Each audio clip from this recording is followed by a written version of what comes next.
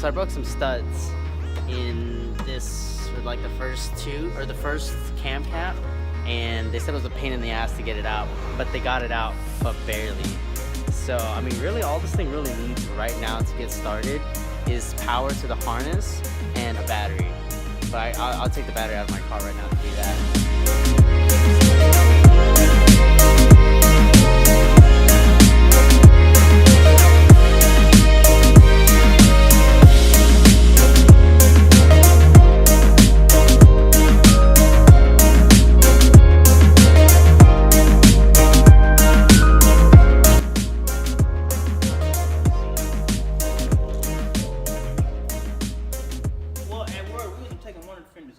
No.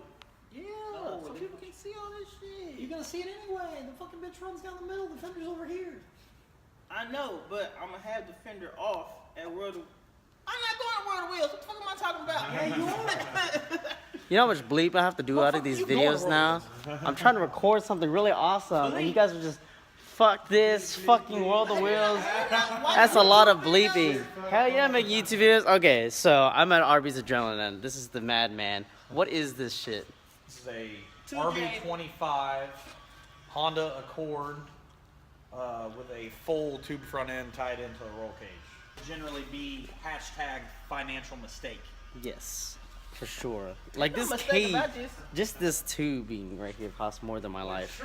Apparently, just because you get a Wiring Specialties harness doesn't mean everything's gonna be that much easier. I got everything to try to make Robert's time with my car a lot easier, but something about that fuse box and all the connectors that came with the harness, it's just not, I don't know. I thought getting a universal one would be okay and he'd be able to work around that, which he is, but it's making it a lot harder. So that's why my car is not on the road right now, but it does start to crank and stuff, and the ECU gets power and stuff. So yeah, so that's just where we're at right now. Whenever he cranks it, he gets pulse to the injectors and the coil packs, but not back to the ECU, I guess, or something like that. I don't know.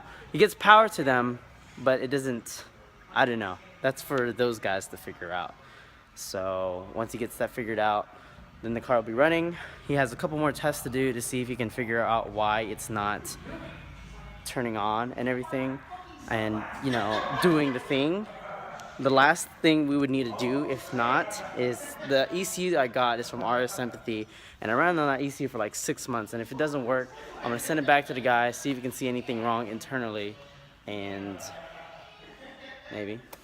But in the meantime, things that I do want to work on, a spare Z32 subframe, which is this guy right here. So basically, my diff, my LSD, 300s come with LSDs, but mine's like super worn out. I don't want to take it out, shim it, and find out that it wasn't good enough. So what Robert said he's gonna try to do is we're gonna take apart this guy right here, see if he can weld it. That way, it's a lot easier to drift. But nothing much that we can do until when we figure out this wiring issues.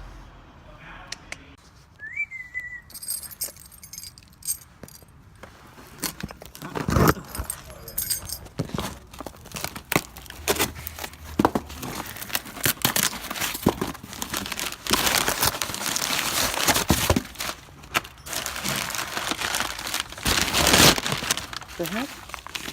Oh. Ew. Huh. Nice. Very nice.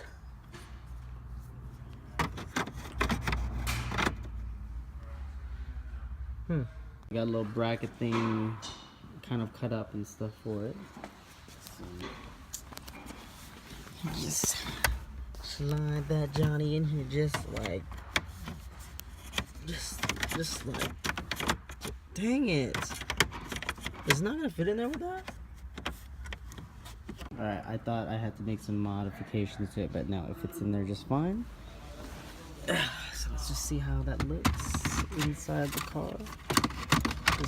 Just put it in. If I can put it in, it should just go right in.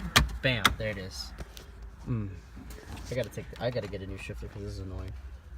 But yeah, look at that, man, coming together. I just gotta get like the fuel pressure and oil pressure, and we good. And then a single din's gonna go right here.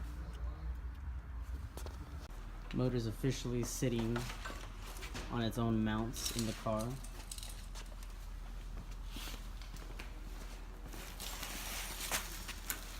Look at that.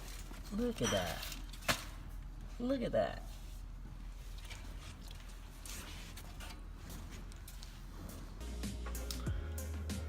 Okay, so that's all I have so far. That is the first video, the first attempt at getting back to it. I still do have previous videos, so you can look at that and see me basically go nowhere. I talked to Robert a little bit ago. He said that he should know something tomorrow whether I have to send my ECU out or not to get it checked on.